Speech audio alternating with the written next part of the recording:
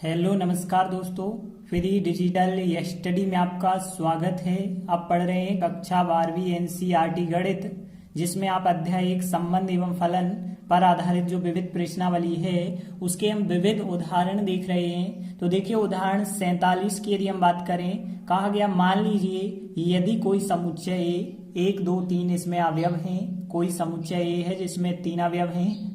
अब हमें सिद्ध करना है कि ऐसे संबंधों की संख्या 4 है जिनमें 1 2 और 2 3 अवयव हों, और जो संबंध होने चाहिए समतुल्य और संक्रामक होने चाहिए किंतु सममित नहीं होने चाहिए।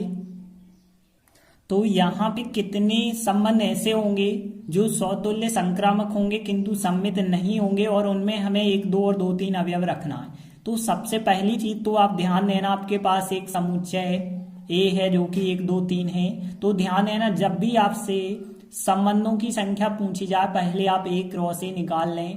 तो 1 2 3 का हमें क्रॉस करना होगा 1 2 3 से, और क्या आएगा देखिए, 1 का 1 से करेंगे, फिर यहाँ पे 1 का फिर 2 से करेंगे, 1 का 3 से करेंगे, 2 का 1 से, 2 का 2 से, और फिर जो है 2 का 3 से, 3 का 1 से, 2 से 3 से करेंगे।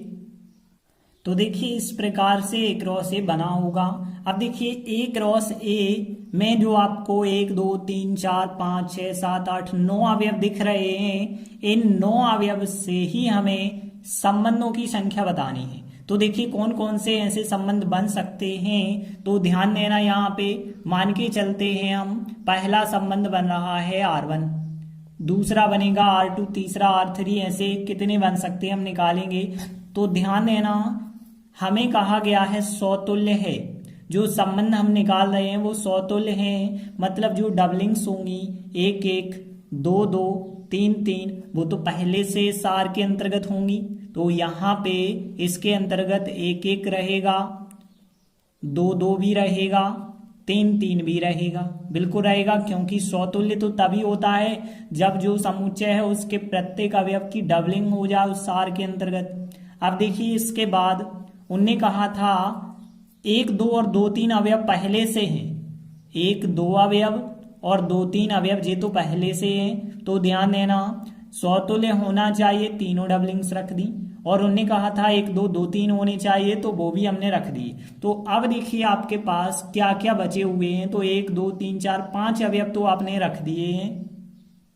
अब आपके पास कौन कौन से अवयव बचे हुए हैं। तो ध्यान देना, आपके पास 5 अवयव यदि रखे गए हैं, 1 1 रख दिया, 1 2 भी रख दिया हमने, 2 2 रख दिया, 3 3 रख दिया है, और 2 3 रख दिया है।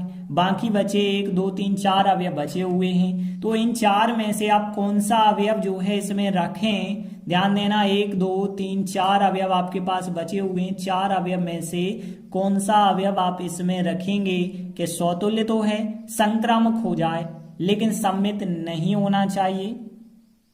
तो यहाँ पे यदि हम देखें सममित तो है ही नहीं, क्योंकि 1 2 का उल्टा 2 1 नहीं है, 3 2 इसका उल्टा भी नहीं है। तो यहाँ पे देखिए संक्रामक को बस हम चेक करते हैं संक्रामक है या नहीं। तो देखिए यहाँ पे ए बी और जे रहा बी सी, इनका रिजल्ट ए सी होना चाहिए, वो तो अभी इसके अंतर्गत है ही नहीं। तो इसलिए 1 2 और 2 3 का जो रिजल्ट बनता है 1 3 वो शामिल हम कर लेते हैं। तो अब आप देखिए कि यहाँ पे जो संबंध R1 बना है, यह संबंध आप देख सकते हैं समतुल्य है, संक्रामक भी है, क्योंकि इनके भी समान है, और रिजल्ट बना 1 3, तो 1 3 भी है लेकिन सममित नहीं है। तो पहला संबंध तो हमारा यह बन चुका है। अब देखिए दूसरा संबंध हम बनाते हैं। तो दूसरा संबंध कैसे बनाएंगे, हमें पता है समतुल्य होना चाहिए, तो मतलब डबलिंग तो उसके अंतर्गत रहेंगी, 1 1 रहेगा, 2 2 रहेगा, 3 3 रहेगा, और 2 अवयव उनने पहले से बताए थे कि 1 2 और 2 3 तो होने ही चाहिए, तो 2 अवयव तो हमने रखे ही। अब देखिए ध्यान देना, अब हमें क्या करना होगा। देखिए यहाँ पे संक्रामक होना चाहिए, तो संक्रामक होने के लिए 1 3 तो आपको रखना होगा। तो आपके 6 अवयव आप रखे जा चुके हैं। अब आपके पास कौन कौन से अवयव बचे हुए हैं। ध्यान देना, एक तो बचा है यहाँ पे 2 1 बचा है, और यहाँ पे 1 बचा हुआ है आपके पास, 3 2 बचा हुआ है, और फिर जो है एक अवयव और कौन सा बचा हुआ है, 3 1 बचा हुआ है। तो आपके पास 1 2 3 अवयव बचे हुए हैं। अब क्या आप जो है 3 में से कोई एक अवयव रख सकते हैं क्या। जैसे हमने यहाँ पे 2 1 रखा, और 2-1 रखने पर यदि आप देखें तो क्या जो संबंध है सौतुल्य है, बिल्कुल है। अब देखें संक्रामक है क्या, तो संक्रामक के लिए आपके पास b समान होने चाहिए। तो देखिए यहाँ पे b समान है इनके, तो इनका रिजल्ट बना 1-3, बिल्कुल सही है यहाँ पे। अब यहाँ पे देखिए 2-1 क्यों बढ़ाया, क्यों, तो इस प्रकार 2-1 बढ़ाने पर जो हमें संबंध प्राप्त हो रहा है सौतुल्य है, संक्रामक है, लेकिन सम्मित नहीं है, क्योंकि यहाँ पे देख सकते हैं 2-3 का उल्टा 3-2 नहीं है, 1-3 का उल्टा 3-1 भी नहीं है। तो देखिए यहाँ पे 2 तो हमें संबंध मिल गया, तीसरा अब हम ढूंढते हैं, तीसरा क्या होगा। तो देखिए हमें सौतुल्य रखना है, मतलब 1-1 होना चाहिए, 2-2 होना चाहिए, 3-3 होना चाहिए, और फिर यहाँ पे 2 अवयव क्वेश्चन में दिए गए थे, 1-2 और यहाँ पे 2-3, तो यहाँ पे यह भी रख दिए। तो सौतुल्य तो है, संक्रामक के लिए इनका रिजल्ट 1-3 होना चाहिए, तो इनका रिजल्ट हमने 1-3 रखा।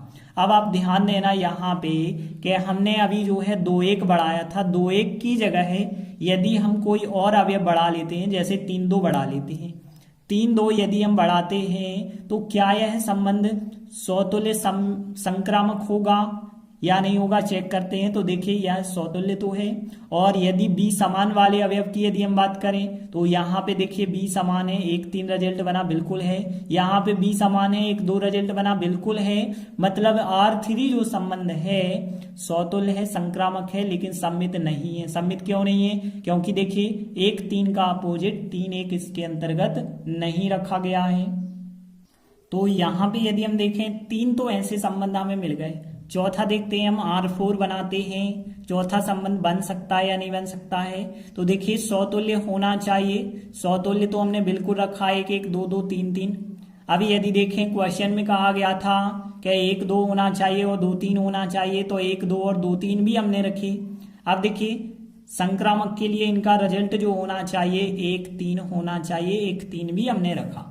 अब देखिए ध्यान देना, पहले हमने 2-1 रख के भी देखा, 3-2 रख के भी देखा। तो देखिए हमने 2-1 रख के भी बताया, 3-2 रख के भी बताया। अब हम 3-1 रख के और चेक करते हैं, क्योंकि हमारे पास देखिए 1-2-3 ही तो अवयव थे आपके पास, क्योंकि बाकी तो सब आपने ले लिए थे ना, 1-1 ले लिया था, और फिर 2-2 3-3 और फिर 1-2 2-3, मतलब यहाँ 3-3 6 अवयव ले लिए थे, 1-2 3 बचे थे। तो हमने 2-1 लेके भी बता दिया, 3-2 लेके भी बता दिया। अब 3-1 लेकर के देखते हैं तो होता है या नहीं होता है। तो 3-1 यदि आप लेते हैं तो ध्यान देना यहाँ पे होगा या नहीं होगा। तो देखिए यहाँ पे यदि आप देखें, यहाँ पे देखें तो यह संबंध जो होगा, यहाँ यदि आप देखें तो AB और BC, तो इनका रिजल्ट जो है 2-1 बन रहा है, और 2-1 तो इसके अंतर्गत हमने रखा नहीं है, 2-1 तो इसके अंतर्गत रखा नहीं है। तो जो R4 बना होगा यह संक्रामक नहीं होगा। यदि आप यहाँ 2-1 रख भी देते हैं तो देखिए यहाँ पे 2-1 रखने पर क्या जो संबंध बना होगा यह जो है संक्रामक होगा या नहीं होगा, तो चेक करेंगे आप ध्यान से। लेकिन यदि आप इस 3-1 की बात करें, ध्यान देना, एक 3-1 अवयव की बात करें और एक अवयव हम 1-2 लें, तो ध्यान देना यदि हम बात करें AB हो गया, जो BC हो गया, तो इनका रिजल्ट क्या बनता है 3-2। तो देख सकते हैं यदि आप R4 में 2-1 भी शामिल कर लेते हैं तो यहाँ पे इन 2 अवयवों के लिए संक्रामक तो होगा नहीं, क्योंकि इनका रिजल्ट बना 3-2 और 3-2 तो इसके अंतर्गत है ही नहीं। और यदि आप कहें 3-2 भी रख दिया जाए तो ध्यान देना फिर तो आपके पास 1 2 3 4 5 6 7 8 9 के 9 अवयव आ गए। फिर जो एक रो से था पूरे 9 अवयव आ गए, और पूरे 9 आ गए, इसका मतलब है फिर वो सौतुल्य है, सम्मित है, संक्रामक तीनों हो जाएगा। तो यहाँ पे R4 जो था वो सम्मित होने लगेगा, और सम्मित तो हमें चाहिए नहीं। तो यहाँ पे केवल 3 ही ऐसे संबंध बन सकते हैं जो सौतुल्य संक्रामक होंगे किंतु सम्मित नहीं होंगे, 4 नहीं बन सकते हैं। तो देखिए हमने लिखा यह है जो तीनों संबंध बने हैं सौतुल्य संक्रामक दोनों हैं किंतु सम्मित नहीं है। तो इस प्रकार से हम कह सकते हैं जो समुच्चय 1 2 3 था इसमें जो है ऐसे संबंधों की संख्या 4 नहीं 3 होगी। तो देखिए इस प्रकार से हमने लिखा कि जो समुच्चय ए था 1 2 3, इसमें ऐसे संबंधों की संख्या जो उन्होंने कहा था 4 होगी, सिद्ध कीजिए, वो 4 नहीं होगी, केवल 3 हो सकती है, जिनमें 1 2 और 2 3 अवयव होंगे। देखिए यहाँ पे 1 2 और 2 3 अवयव होंगे। ऐसे संबंधों की संख्या 3 होगी जो सौतुल्य तथा संक्रामक तो होंगे किंतु सम्मित नहीं होंगे। तो देखिए अगला उदाहरण है, सिद्ध कीजिए कि एक समुच्चय फिर दिया गया है 1 2 3 और इसमें 1 2 और 2 1 को अंतर्विष्ट करने वाले, मतलब ऐसे संबंध हमें बताने हैं जिनमें 1 2 और 2 1 होने ही चाहिए और तुल्यता संबंधों की संख्या 2 होगी, ऐसा हमें सिद्ध करके बताना है। तो एक चीज, जब भी आपसे संबंधों की संख्या पूछी जाए, किसी भी प्रकार के संबंध हो सकते हैं, यहाँ तुल्यता कहा है, तब भी आप क्या करें, पहले तो इसको ए मान के चलें और एक रॉ से आप जरूर निकाल लें, जैसा हमने पिछले सवाल में निकाला था, तो यहाँ भी आपको निकाल देना है। तो सबसे पहले देखिए यहाँ पे जो ए समुच्चय दिया है, मान के चलिए इसे एक रॉ से, तो आपसे निकालते बन जाएगा। अब इन 9 अवयवों की ही आप बात करेंगे और ऐसे अवयव आप सिलेक्ट करेंगे कि वो तुल्यता संबंध हो जाए, मतलब सौतुल्य सम्मित संक्रामक हो जाए। तो यहाँ पे देखिए सबसे पहले हम क्या करते हैं, मान के चलते हैं कि R1 पहला संबंध हमने माना। तो देखिए यहाँ पे तुल्यता संबंध है, मतलब सौतुल्य होना चाहिए। सौतुल्य होने के लिए क्या जरूरी है कि तीनों डबलिंग्स 1 1 2 2 3 3 आर के अंतर्गत होनी चाहिए, तो तीनों तो हमने रख ली। अब इसके बाद उनने कहा था 2 अवयव और होने चाहिए, तो 1 2 और 2 1 आर के अंतर्गत होने चाहिए, तो ये भी हमने रख लिए। अब चेक करेंगे क्या सौतुल्य है, बिल्कुल है। सम्मित है, तो बिल्कुल सम्मित है क्योंकि 1 2 का उल्टा 2 1 है। बाकी इन डबलिंग वालों के उल्टे को चेक करने की आवश्यकता ही नहीं होती है। अब देखिए यहाँ पे संक्रामक है या नहीं, तो देखिए यहाँ पे यदि हम देखें तो इनके बी समान है, इनका रिजल्ट मिला 1 1, बिल्कुल इसके अंतर्गत है।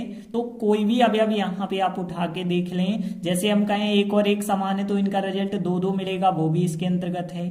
ठीक है, तो यहाँ पे यह जो संबंध है तुल्यता संबंध है, क्योंकि ये सौतुल्य भी है, सम्मित भी है और संक्रामक भी है। तो एक तो तुल्यता संबंध हमारा यह हो गया है। तो देखिए हमें एक तो तुल्यता संबंध प्राप्त हो गया है। अब देखिए दूसरे की बात करें तो दूसरा क्या होगा, तो देखिए यदि आप ध्यान दें दूसरा हम निकालते हैं, रफ में निकालते हैं थोड़ी सा। तो यहाँ पे यदि हम देखें तो दूसरा R2 सौतुल्य होना चाहिए, बिल्कुल आप 1 1 2 2 3 3 यह अवयव हमने रख दिए। अब देखिए 1 2 और 2 1 पहले से क्वेश्चन में कहा गया है। अब इतना तो आप बना नहीं सकते क्योंकि इतना तो आप बना चुके हैं। अब आपके पास देखिए 1 2 3 4 5 अवयव हो गए, बाकी बच गए 4 अवयव। 4 कौन कौन से बच गए हैं, ध्यान देना, यह बचे हुए हैं 1 3 3 1 2 3 3 2, 4 अवयव बचे हुए हैं। 4 में से किसी एक को शामिल यदि हम करते हैं, जैसे मान के चलिए 1 3 को शामिल कर दिया जाए, तो ध्यान देना यह जो संबंध बना होगा ये सम्मित तो होगा नहीं, क्योंकि 1 3 का उल्टा 3 1 नहीं है, तो यहाँ पे उल्टा 3 1 भी शामिल करना होगा। 1 3 को जब शामिल किया है तो 3 1 को भी शामिल करना होगा। अब देखिए क्या जो संबंध बना है सौतुल्य तो है, सम्मित भी है, संक्रामक है या नहीं, तो संक्रामक के लिए यदि आप चेक करेंगे तो यहाँ पे यदि आप 3 1 और 1 2 में यदि चेक करें संक्रामक, तो जे रहा AB, जे रहा BC, तो इनका रिजल्ट जो बना होगा वो 3 2 बना होगा। तो 3 2 भी आपको रखना पड़ेगा, और 3 2 रखा है तो उसका अपोजिट भी तो रखना पड़ेगा, तब तो ये सम्मित होगा। तो इस प्रकार से यदि आप देखें तो 1 2 3 4 5 6 7 8 9 के 9 अवयव, जो 9 अवयव थे सभी 9 के 9 अवयव इस R2 के अंतर्गत आ गए हैं, मतलब जो सार्वत्रिक संबंध कहलाता है, जो एक क्रॉस एक के सभी अवयव आ जाते हैं तो उसे सार्वत्रिक संबंध कहते हैं। तो एक तो आपका यह संबंध तुल्यता संबंध था, दूसरा जो हमने बनाया है सार्वत्रिक संबंध, यह भी एक तुल्यता संबंध हो जाएगा। तो देखिए दूसरा जो संबंध बना है यह दूसरा संबंध जो है सार्वत्रिक संबंध होगा, और जो R2 है यह R2 भी एक तुल्यता संबंध है, क्योंकि यह सौतुल्य है, सम्मित है, संक्रामक है। तो देखिए हमने लिखा यह संबंध R2 भी एक तुल्यता संबंध है। तो इस प्रकार केवल 2 ही यहाँ पे तुल्यता संबंध हो सकते हैं। तो देखिए इस प्रकार लास्ट लाइन में आप लिख सकते हैं कि जो समुच्चय 1 2 3 था उसमें एक दो और दो एक को अंतर्विष्ट करने वाली तुल्यता संबंधों की संख्या 2 हो जाएगी। तो इस प्रकार से जो सवाल था वो हमारा सिद्ध हो जाता है।